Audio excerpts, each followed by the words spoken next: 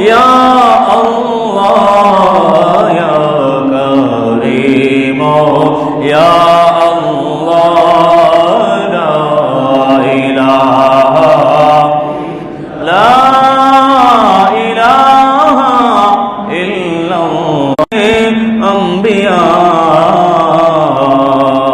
السلام بادشاہ اولیاء غوث اعظم قرۃ عین رسول غوث اعظم قرۃ عین رسول صلاۃ یا رسول اللہ علیکم سلام یا حبیب اللہ علیکم اللہم صلی وسلم وبارک علیہ সকলে বলি আলহামদুলিল্লাহ আল্লাহ পাক রব্বুল আলামিন আহকামুল হাকিমের দরবারে শুকরিয়া আদায় করি সামি'তুহু বলেন যদি কোনো মানুষ আমি রাসূলের রওজার সামনে এসে আমার কাছে এসে যদি কেউ দরুদ শরীফ আদায় করে ফাসামিতুহু আমি রাসূল তার দরুদ শরীফ নিজ কান দিয়ে শুনতে পাই সুবহানাল্লাহ ওয়ামান সাল্লা আলাইয়া নাইবান আবলাগতুহু আর যারা দূর দূরান্ত থেকে পৃথিবীর যেই কোনো প্রান্ত থেকে আমি রাসূল এটা হচ্ছে রবিউল সানি মাস কোন মাস এই মাসের 11 তারিখে পীরানে পীর দস্তগীর মহিউদ্দিন আব্দুল কাদের জিলানী আল গিলানী রহমাতুল্লাহি আলাইহি আপনারা নাম শুনছেননি আব্দুল কাদের জিলানী রহমাতুল্লাহি আলাইহির নাম শুনছেন যিনি ওলি যুগে তার সম্রাট যিনি মাহবুবে সুবহানী ছিলেন ওনার ওফাত শরীফ হচ্ছে এই রবিউল সানি মাসের 11 তারিখ কত তারিখ আজকে জুমারও 11 তারিখ উনি ওফাত করেছেন 561 হিজরিতে রবিউল সানি মাসের 11 তারিখ আলহামদুলিল্লাহ বলেন তো মনে রাখবেন পৃথিবীতে ইসলাম প্রচারের জন্য ওনাদের ত্যাগ ওনাদের তিতিজ্ঞা ওনাদের অবদান অপরিসীম ওনাদের বদলতে পৃথিবীর জমিনে আল্লাহ ইসলামকে টিকিয়ে রেখেছেন সুবহানাল্লাহ ভারতীয় উপমহাদেশে সাহাবায়ে কেরাম এসেছেন কিন্তু স্টে করে নাই ওইখানের মধ্যে তারা তাকে স্মরণ করার কারণে আল্লাহ গুনাহ মাফ করে দেয় সুবহানাল্লাহ ওয়া মাউতিস ওয়া যিকরু মাউতিস সাদাকা আর যদি কোনো মানুষ মৃত্যুর কথা স্মরণ করে কি করে মৃত্যুর কথা স্মরণ করে তাহলে এইটা তাদের জন্য সদকা হয়ে যায় সুবহানাল্লাহ বলেন তাহলে আল্লাহ নবীদের কথা স্মরণ করলে ইবাদত ওলিদের কথা স্মরণ করলে সাদাকা কাফারাতুল গুনাহ মাফ হয়ে যায় মওতের কথা স্মরণ করলে সদকা হয়ে যায় সুতরাং ওলিদেরকে স্মরণ করা এটাও কি গুনাহ মাফের কাফারা জোরে বলি না সুবহানাল্লাহ মনে রাখবেন পৃথিবীর জমিনের মধ্যে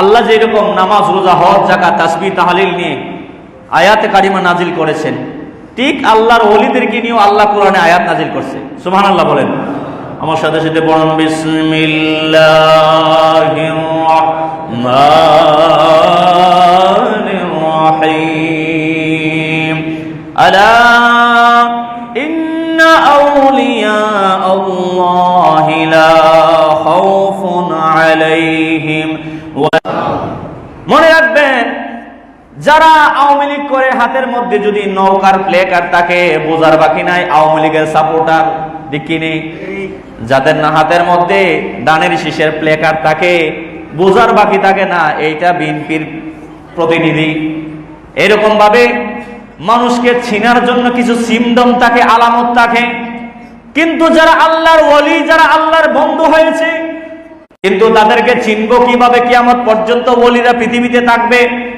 এই জন্য সাহাবায়ে কেরাম আল্লাহর রাসূলকে প্রশ্ন করেছিলেন মান আউলিয়া আল্লাহ ও নবীজি আল্লাহর বন্ধু কারা আল্লাহর ওলি কারা আমার নবীজি এক কথায় জবাব দিয়ে দিলেন ইযা রুউ যিকিরাল্লাহ যেই মানুষটাকে দেখলে তোমার কলবটা আল্লাহর দিকে ঝুঁকে যায় যেই মানুষের চেহারা দেখলে তোমার কলবটা নরম হয়ে যায়। যেই মানুষের চেহারা দেখলে তোমার মনটা মসজিদমুখী হয়ে যায়, ইবাদতমুখী হয়ে যায়, এই মানুষ হচ্ছে পৃথিবীর জমিনে আল্লাহর ওলি। বলি সুবহানাল্লাহ। দেখবেন কিছু মানুষ আছে, তাদের সাথে সাক্ষাৎ হলে অটোমেটিক্যালি মনটা পরিবর্তন হয়ে যায়, ঠিক কিনা? কত সুর ডাকাত দেখেন অনেক আল্লাহর ওলিদের সোহবতে গিয়ে তারা ভালো হয়ে গেছে, ঠিক কিনা? এই জন্য আল্লাহর নবী বলেছেন, ওলিদেরকে চিনার জন্য অন্য কোনো মাধ্যমের দরকার নাই, একমাত্র মাধ্যম হলো যাদেরকে দেখলে, যাদের সোহবতে থাকলে, যাদের পাশে বসে ইজার ও যুকির আল্লাহ, তোমার কলবটা আল্লাহর দিকে ঝুঁকে যায়, আল্লাহর দিকে ধাবিত হয়ে যায়। পৃথিবীর জমিনে মনে করবা এই মানুষগুলি হচ্ছে আল্লাহর বন্ধু। বলি সুবহানাল্লাহ। তো তারা আল্লাহর বন্ধু কিভাবে হয় একটু জানার দরকার আছে কিনা? তারা আল্লাহর কাছে কিভাবে যায়, আল্লাহর নৈকট্য কিভাবে হাসিল করে? হাদিসে পাকের মধ্যে আসছে, লা ইয়াজালুল আবদু ইয়াতাকাররাবা ইলাইয়া বিন-নওয়াফিল। পৃথিবীর জমিনের মধ্যে কিছু মানুষ আছে, যেই মানুষগুলি ফরজ ইবাদতের পাশাপাশি আল্লাহর যে ফরজ বিধান, নামাজ, রোজা, হজ, যাকাত, এগুলি হচ্ছে ফরজ ইবাদতের পাশাপাশি লা ইয়াজালুল আবদু ইয়াতাকাররাবু ইলাইয়া বিন-নওয়াফিল হাত্তা উহিব্বুহু ফাইজা আহবাবতুহু কুনতু সামাআহু আল্লাযী ইয়াসমাউ বিহি। বলেন তারা ফরজ ইবাদতের পাশাপাশি নফল ইবাদত করে। কি করে? নফল ইবাদত করে। নফল ইবাদত মানে তারা ফরজ ইবাদতের পাশাপাশি তাহাজ্জুদের নামাজ আদায় করে, তারা ইশরাকের নামাজ আদায় করে, তারা আওয়াবিনের নামাজ আদায় করে, তারা আমি আল্লাহর জিকির করতহু, তারা আমি আল্লাহর বন্ধু হয়ে যাই, ওলি হয়ে যাই। বলি সুবহানাল্লাহ। সিস্টেম দেখেন, ফরজের পাশাপাশি নফল। এখন কেউ যদি ফরজই পড়ে না, সে যদি নিজেকে ওলি দাবি করে, তাকে ওলি বলা যাবে? শর্ত দিচ্ছে আগে ফরজ। শর্ত কি? আগে ফরজ ইবাদতের পাশাপাশি এই আমলগুলি যদি মানুষগুলি করে, আল্লাহ বলেন তারা করতে করতে করতে করতে এক সময় আমি আল্লাহর নৈকট্য হাসিল করে ফেলে। সুবহানাল্লাহ। তারা আমি আল্লাহর বন্ধু হয়ে যায়। আর এই মানুষগুলি যখন আমি আল্লাহর বন্ধু হয়ে যায়, কুনতু সামাআহু আল্লাযী ইয়াসমাউ বিহি, তারা যেই কান দিয়ে শুনে এই কান আমি আল্লাহর কান হয়ে যাই। ওয়া বাসারাহু আল্লাযী, যদিও কবুল না হয়, কিন্তু যারা আল্লাহর ওলি, যারা আল্লাহর মাহবুব বান্দা, প্রিয় বান্দা, তোমরা তাদের সাথে তাহো, তাদের সুহবত অর্জন করো। সুবহানাল্লাহ। আল্লাহ বলেন, ইয়া আইয়ুহাল্লাযীনা আমানুত্তাকুল্লাহা ওয়া কুনু মা'আস সাদিকিন। ইয়া আইয়ুহাল্লাযীনা আমানু, হে ঈমানদারেরা, আমি আল্লাহকে ভয় করো। কি করো? আমি আল্লাহর ভয় অন্তরের মধ্যে রাখো, আমি আল্লাহকে ভয় করো। ওয়া কুনু মা'আস সাদিকিন, এবং সাদিকিন বান্দা যারা, নেককার বান্দা যারা, সত্যবাদী বান্দা যারা, অর্থাৎ আমি আল্লাহর ওলি যারা, এই মানুষগুলির সুহবতে তোমরা থাকো। জোরে বলে সুবহানাল্লাহ। এই আল্লাহর ওলি যারা পৃথিবীর জমিনের মধ্যে আসছে, আসবেন কিয়ামত পর্যন্ত, সমস্ত ওলিদের ওলি যিনি, উনি হচ্ছেন পীরানে পীর দস্তগীর মহিউদ্দিন আব্দুল কাদের জিলানী রহমাতুল্লাহি আলাইহি। সুবহানাল্লাহ বলেন। উনি হচ্ছেন কি? ওলি জগতের প্রিন্সিপাল।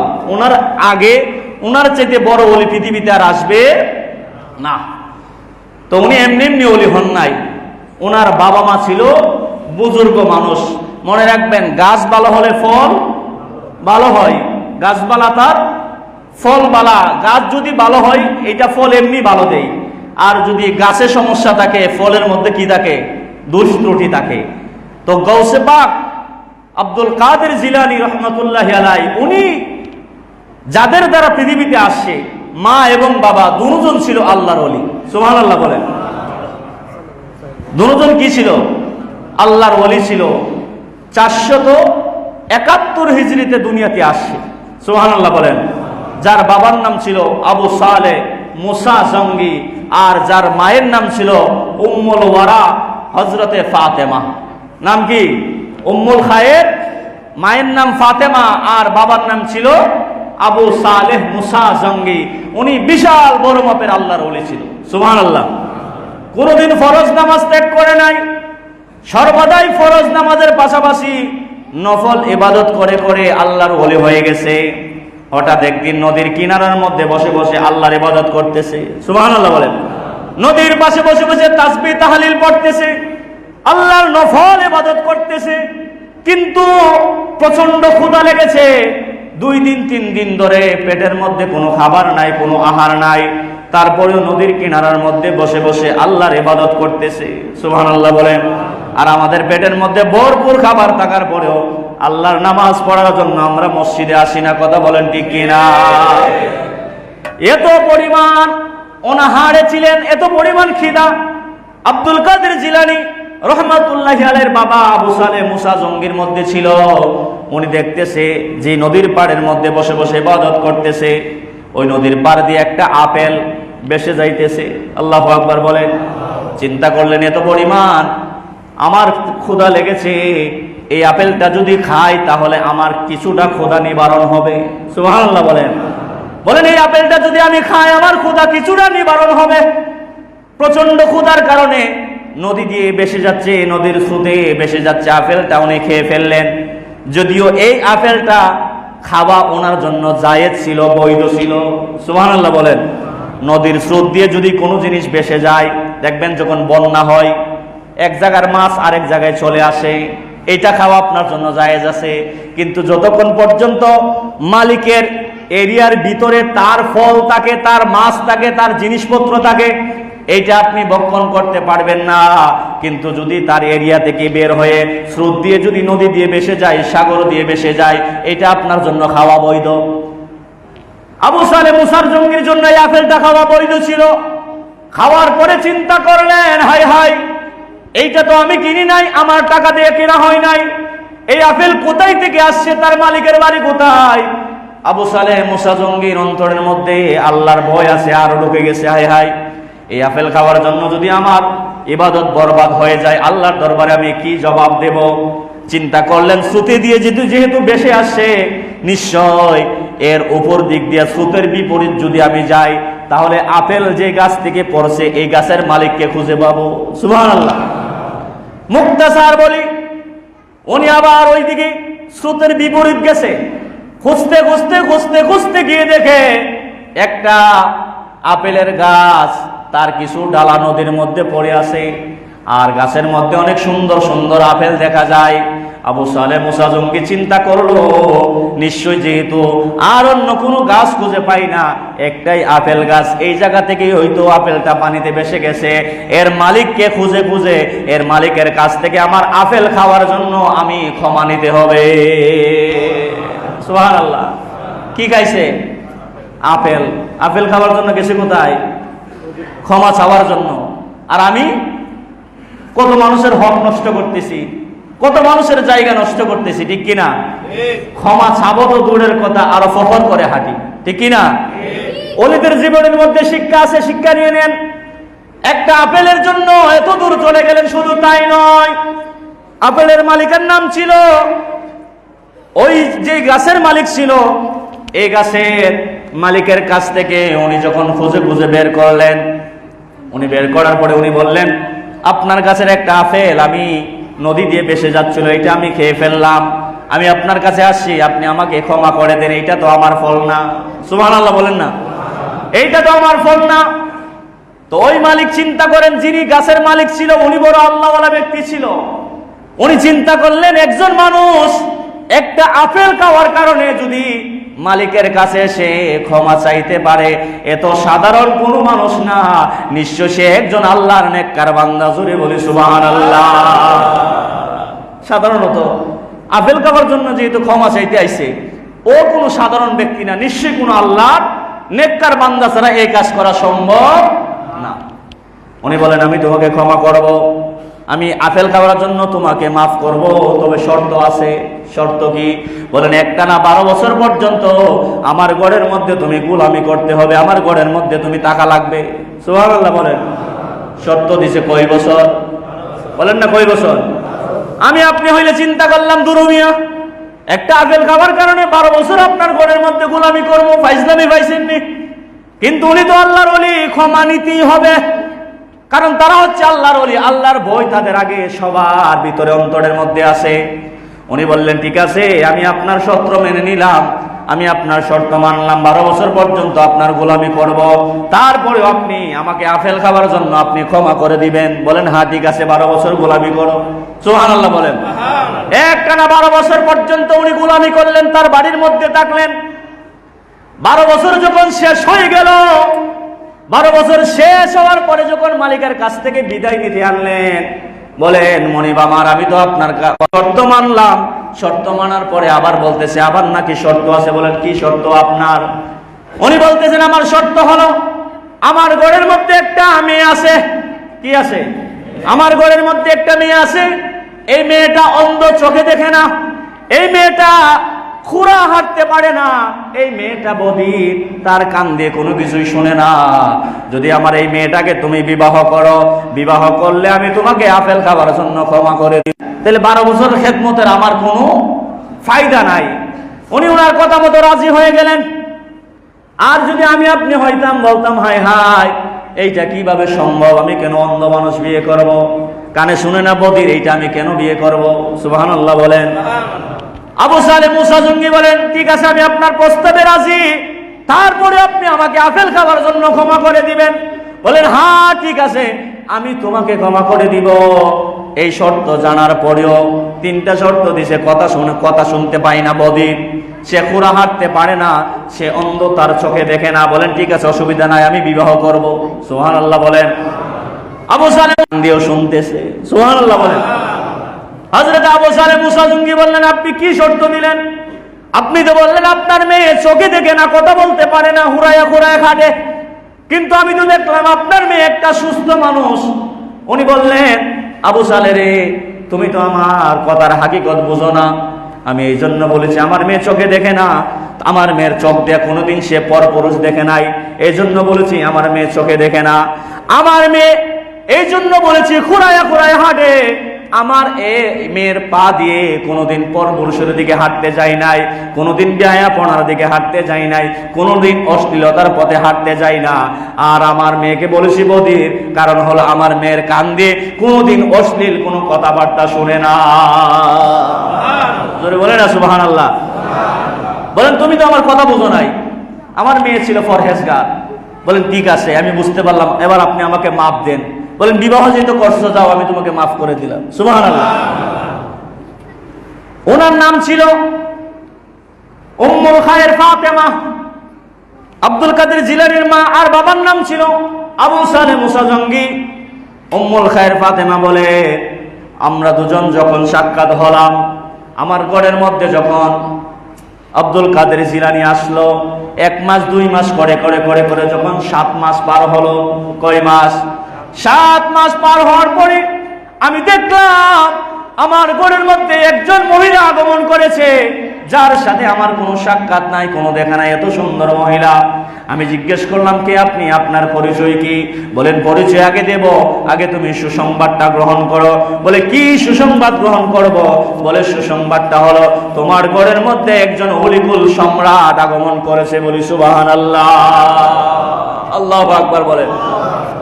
বলেন আমি জিজ্ঞেস করলাম আপনার পরিচয় কি? উনি পরিচয় দিচ্ছে তুমি আমাকে চিনবা না। আমার পরিচয় হলো আমি আল্লাহর নবীর মেয়ে হযরতে ফাতেমা। জোরে বলি সুবহানাল্লাহ। মা, ওনার নাম হতো ফাতেমা, উম্মুল খায়ের ফাতেমা। এভাবে যখন সংবাদ দিয়ে গেলেন, আবু সালেহ মুসা জঙ্গি বলেন আমি আরেকদিন স্বপ্নে দেখতেছি আমার ঘরের মধ্যে আল্লাহর নবী কামলেওয়ালা এসে হাজির হয়ে গেলে, দুজাহানের বাদশা নবী এসে হাজির হইলেন, আর আমাকে বলতেছেন ইয়া আবু সালেহ ইন্না আতাকাল্লাহ ইবনান সালেহান। হে আবু সালেহ মুসা জঙ্গি, ইন্না আতাকাল্লাহ ইবনান সালেহান, তুমি একজন নেককার সন্তান, তোমার স্ত্রীর গর্ভের মধ্যে ধারণ করেছো। আমার আল্লাহ তোমাকে একটা নেককার সন্তান দিয়েছেন। ওয়া হুয়া ওয়ালাদি ওয়া মাহবুবি, সে আল্লাহর বান্দা, সে আল্লাহর বন্ধু, সে আমি রাসূলের বন্ধু। শুধু তাই নয়, তারপরে বলতেছেন ওয়া তাআলা সায়াকুনু লাহু শানুন ফিল আউলিয়া ওয়াল আকতাব। কাশানি বাইনাল আম্বিয়াই ওয়ার রাসূল। শুধু তাই নয়, এমন একজন সন্তান আমার আল্লাহ তোমাকে দিয়েছে, নবীদের মধ্যে যেই রকম সবার উপরে আমি রাসূলুল্লাহর শান, সবার উপরে আমি রাসূলের শান, ঠিক তেমনি ভাবে পৃথিবীর জমিনের মধ্যে ওয়াসায়াকুনু লাহু শানুন ফিল আউলিয়া ওয়াল আকতাব। যত আম্বিয়া কেরামের মধ্যে সমস্ত আম্বিয়া কেরামের উপরে আমার শান।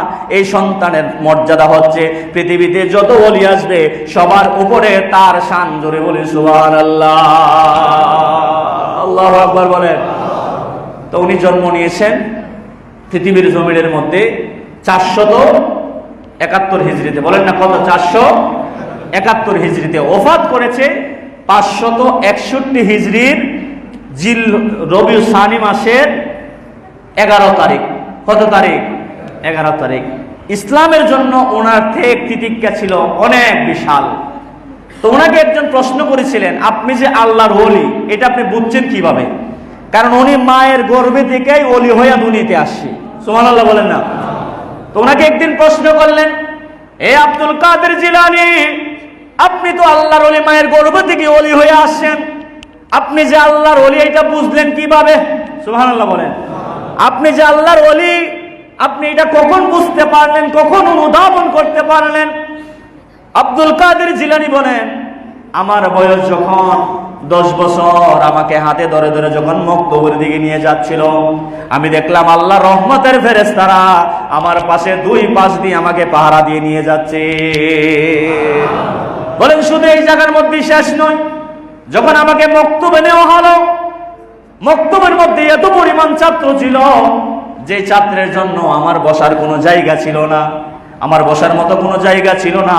আমি যখন দাঁড়িয়েছিলাম আমি দেখলাম আল্লাহর পক্ষ থেকে গায়বী আওয়াজ আসছে, তাফাসসাহু লিওয়ালিল্লাহ। এই ছাত্ররা যারা এই জায়গার মধ্যে বসে আছো, তাফাসসাহু লিওয়ালিল্লাহ, তোমরা আল্লাহর ওলির জন্য জায়গা করে দাও। জোরে বলি সুবহানাল্লাহ। বলেন আমি যখন এই আওয়াজটা শুনতে পাইলাম, আমি বুঝতে পেলাম আমি আল্লাহর পক্ষ থেকে ওলি হয়ে দুনিয়াতে এসেছি। এমনি এমনি ওলি হয় নাই। 25টা বছর। কত বছর? 25 বছর শুধু পাহাড়ে কাটাইছে, জঙ্গলের মধ্যে কাটাইছে, আর রিয়াজত করছে। সুবহানাল্লাহ বলেন। ওলি হওয়া কি এতই সহজ নাকি? লাল শালু নীল শালু লাগায়া নামাজ কালাম না পড়ে কি ওলি হওয়া যায়? ওলি হইতে গেলে আব্দুল কাদের জিলানীর জীবনী পড়া লাগবে, ঠিক কিনা? যার জীবনে কোনোদিন নামাজ বাদ দেয় নাই, শরীয়তের ইলমও শিক্ষা করছে, তরিকতের ইলমও শিক্ষা করছে। শুধু তাই নয়, মাদ্রাসা পড়ার সময় দেখলেন আমার তো জাহিরি জ্ঞান অর্জন করলে হবে না, আমার এলমে তাসাউফ অর্জন করা লাগবে। এলমে তাসাউফের জন্য আমাকে একাকীভাবে রিয়াজত করা লাগবে, আমার সাধনা করা লাগবে। মাদ্রাসায় থাকলে আমার ডিস্টার্ব হয়, আমি সাধনা করতে পারি নাই। উনি চিন্তা করলেন আমার জীবনটা আমি পাহাড়ের মধ্যে কাটাই দেব। কিতাবের মধ্যে আসছে 1 বছর 2 বছর নয়, 25টা বছর পাহাড়ের মধ্যে কাটাইছে শুধুমাত্র আল্লাহর দিদারের জন্য, আল্লাহর ওলি হওয়ার জন্য। সুবহানাল্লাহ।